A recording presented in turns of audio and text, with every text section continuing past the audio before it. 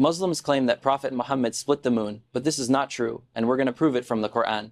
Surah 54 of the Quran is entitled Al-Qamar, the moon, and the opening verse of this surah states, "The hour has come closer and the moon has split. اقتربت الساعة وانشق القمر." If we consult traditional sources regarding the meaning of this verse, we see that according to hadith it is claimed that Prophet Muhammad split the moon in two.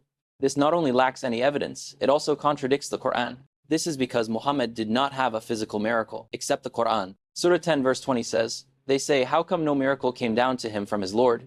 Say, the future belongs to God, so wait, and I am waiting along with you."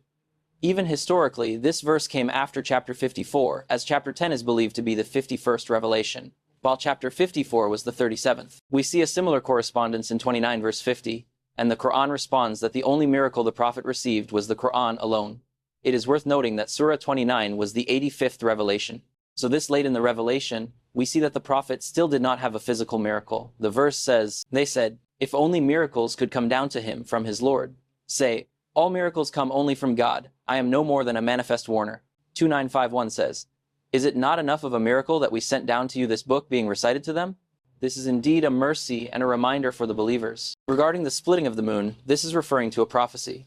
On the 20th of July, 1969, Neil Armstrong was the first person to step foot on the moon.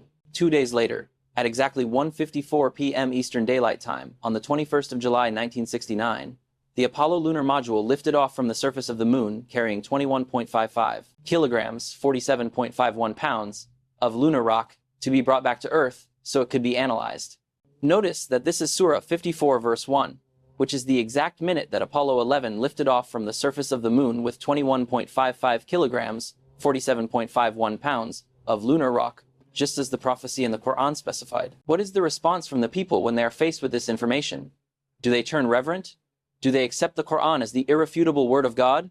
Or do they simply write this off as a coincidence? Surah 54 verse 2 says, "Then they saw a miracle, but they turned away and said, old magic." The next verses say, "They disbelieved, followed their opinions, and adhered to their old traditions.